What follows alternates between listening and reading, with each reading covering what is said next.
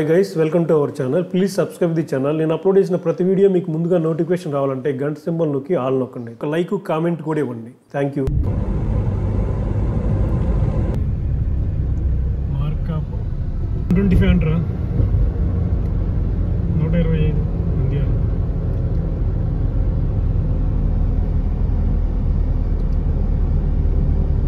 Hi guys, ఈరోజు మనం మార్కాపురంలో ఉన్న శ్రీ లక్ష్మీ చెన్నకేశ్వర స్వామి ఆలయం దగ్గరికి వెళ్తున్నాం.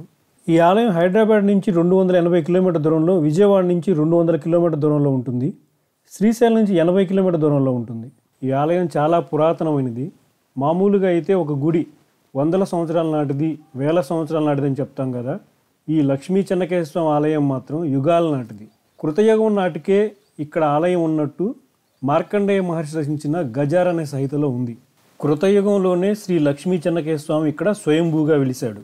ఇప్పుడు మీరు చూస్తుంది శ్రీ లక్ష్మీ చెన్నకేశ్వర స్వామి ఆలయంలో ఉన్న రాజగోపురాన్ని. ఈ రాజగోపురాన్ని శ్రీకృష్ణదేవరాయలు నిర్మించారు. 135 అడుగుల ఎత్తుతో 7 అంతస్తులతో చూడటానికి చాలా బాగుంటుంది. ఈ రాజగోపురం మీద దేవీ దేవతా విగ్రహాలు ఉంటాయి.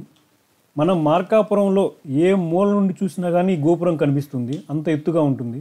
ఈ ఆలయంలో ఉన్న ప్రధాన ఆకర్షణలో ఈ రాజగోపురం ఒక ఆకర్షణ. అలాగే మనం లోపలికి ఎంటర్ అయిన తర్వాత ధ్వజస్తంభం, అక్కడ ఉన్న ఆ నిర్మాణాలను చూస్తే ఈ ఆలయం ఇప్పటిది కాదు, చాలా పురాతనమైందని మనకు అర్థమైపోతుంది. ఈ ఆలయం గురించి ఇక్కడున్న పూజారి గారి మాటల్లో తెలుసుకుందాం. ఓం జై శ్రీమన్నారాయణ. కృతయుగే గజారణ్యే, త్రేతాయాం మాధవీపురి, ద్వాపరే స్వర్గసోపానం, కలౌచ్చ మారికాపురి. కృతయుగంలో ఈ యొక్క ప్రాంతాన్ని గజారణ్యం అని పిలిచేవారు. గజం అంటే ఏనుగు. ఏనుగులు సంచరిస్తున్నటువంటి ఈ అడవిలో మరి ఈ గజారణ్యంలో స్వామివారు ఎలా విచ్చేశారంటే, మార్కండేయ మహర్షి ఇక్కడ దగ్గరలో ఉన్నటువంటి గుండికా నది, అంటే ఇక్కడ గుండ్లకమ్మ అని పిలుస్తున్నాము, ఆ గుండికా నది తీరంలోకి వచ్చి మార్కండేయ మహర్షి తపస్సు చేసుకుంటూ ఉంటే కేసి అనే ఒక రాక్షసుడు విఘ్నాలు చేస్తూ ఉండేవారట. అలా విఘ్నాలు పదే చేస్తూ ఉంటే దీని నుంచి తప్పించుకోవాలంటే ఏం చేయాలా అని ఆయన యొక్క ఆరాధ్య దైవమైనటువంటి శివుడిని ఆరాధించడం వల్ల శివుడు ప్రత్యక్షం అవ్వడం జరుగుతుంది. శివుడు ప్రత్యక్షమయ్యి, అయ్యా, ఈ యొక్క కేసి అనే రాక్షసుడు గొప్ప బలవంతుడు, ఇతన్ని సంహరించగలిగేవాడు శ్రీ మహావిష్ణువు మాత్రమే అని చెప్పి అంతర్ధానం అవ్వడం జరుగుతుంది.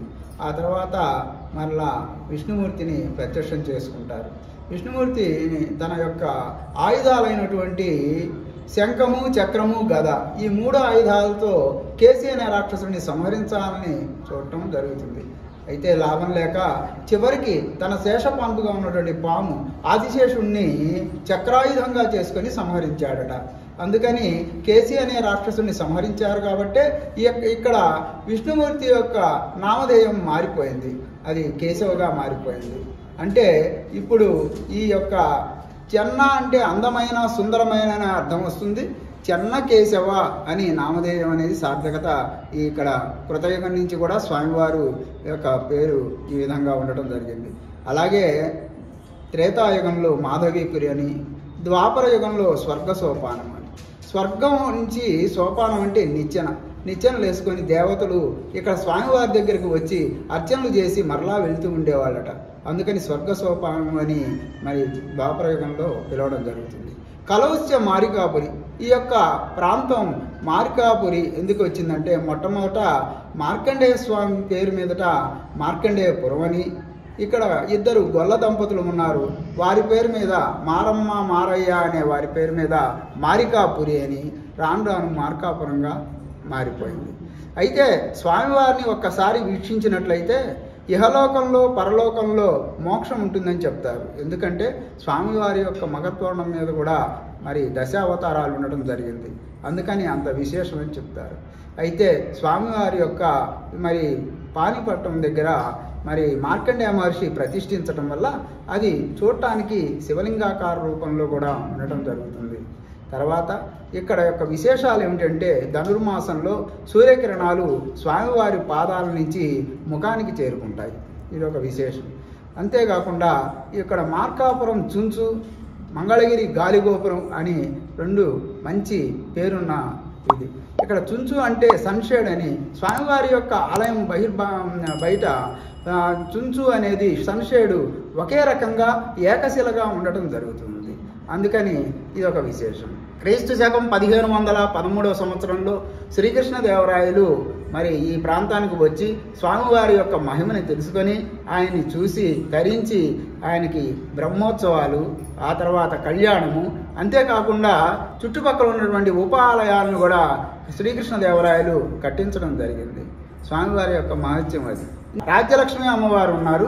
ఈ రాజ్యలక్ష్మి అమ్మవారి యొక్క విశేషం ఏమిటంటే కృష్ణదేవరాయలు గారి భార్య అయినటువంటి వరదరాజమ్మ గారు ఇక్కడ ఉన్నటువంటి దగ్గరలో ఉన్నటువంటి కంభం చెరువు తవ్విస్తూ ఉండగా మరి తనకు సంతానం లేకపోయేసరికి ఇక్కడికి వచ్చి సంతానం కోసం ఆ లక్ష్మీదేవిని వేడుకోవటం జరుగుతుంది.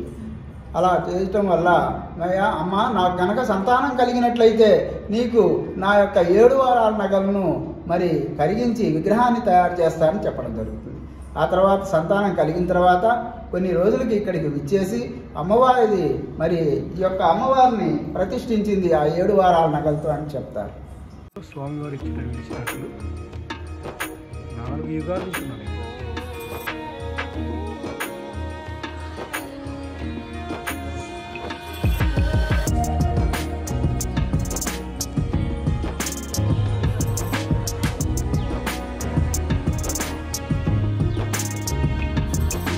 हनुमान काट के रहा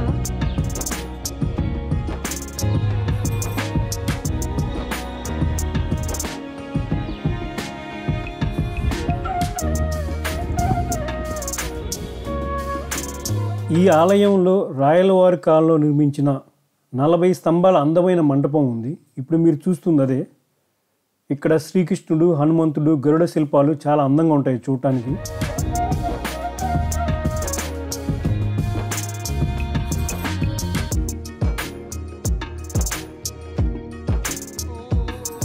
ఈ మండపంలో ప్రత్యేకమైన స్తంభాలు ఒక 6 ఉన్నాయి. ఇప్పుడు మీరు చూస్తున్నారు కదా అవి. ఈ స్తంభాలని శిల్పులైన 2 అన్నా తమ్ముళ్ళు ఒకరినొకరు చూసుకోకుండా మధ్యలో ఒక క్లాత్ కట్టంలాగా అడ్డం పెట్టుకొని అన్న ఒక స్తంభాన్ని చెక్కుతుంటే ఆ ఉలి సౌండ్ విని తమ్ముడు అవతల పక్క నుంచి అంటే చూడకుండా ఆ సౌండ్తో ఇంకో స్తంభాన్ని చెక్కేవాడంట. యాజ్ టీజ్గా ఉంటాయి 2 కూడా. అన్న చెక్కిన స్తంభాలు, తమ్ముడు చెక్కిన స్తంభాలు 2 కూడా డిటో జిరాక్స్ కాపీలా ఉంటాయి.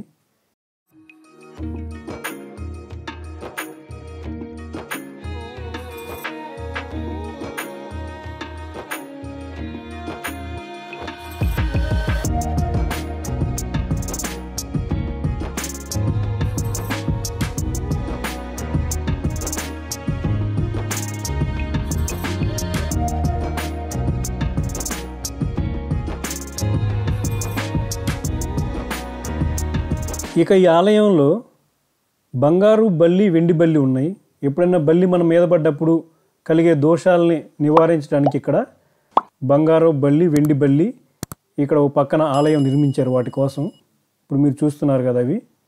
జై చెన్నకేశవ మార్కాపురం పట్టణంలో వేంచేసినటువంటి శ్రీ లక్ష్మీ చెన్నకేశవ స్వామి దేవస్థానం నందు గత 2 సంవత్సరముల నుండి అభివృద్ధి కార్యక్రమంలో భాగంగా 4 ప్రాకార రాజగోపురంలో మరియు ఈ 4 ప్రాకార రాజగోపురంలో దాదాపు 90% పూర్తి అయినాయి. మార్కాపురం పట్టణమే కాకుండా చుట్టుపక్కల ప్రాంతాల వారు కూడా ముఖ్యంగా చెన్నకేశవ స్వామికి రాయలసీమ జిల్లాల దేవుడు ఇలవేల్పు. ఇక్కడ ఎక్కువగా రాయలసీమ జిల్లాల వారు ఇక్కడికి వచ్చి తలనీలాలు ఇచ్చి వాళ్ళ మొక్కుబడులు చేసుకొని అభిషేకాలు, కళ్యాణం ఇవన్నీ చేసుకొని వెళ్తుంటారు. ప్రముఖులైతేనేమి కూడా దైవభక్తితో ఇవన్నీ కూడా దేవాదాయ శాఖ సహకారంతో మా ఉన్నతాధికారుల ఆదేశాలతోటి అభివృద్ధి కార్యక్రమాలు జరుగుతున్నవి. జై చెన్నకేశవ, జై శ్రీమన్నారాయణ.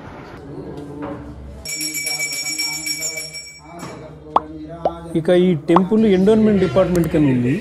అంటే ఇక్కడ మనం ఏదైనా షూట్ చేయాలన్నా, డ్రోన్తో షూట్ చేయాలన్నా పర్మిషన్ తీసుకోవాలి ముందుగానే. ఆ పర్మిషన్లన్నీ వెళ్ళేసరికి మిత్రుడు శ్రీ వెంకటరామరెడ్డి, అలాగే నా డిగ్రీ క్లాస్మేట్ మీరావళి వాళ్ళందరూ అక్కడికి నేను వెళ్ళేసరికి పర్మిషన్ తీసుకున్నారు. అందువల్ల నాకు కొద్దిగా వర్క్ ఈజీ అయింది. Thank you friends, thank you for watching. మళ్ళీ మరొక వీడియోలో మళ్ళీ కలుద్దాం.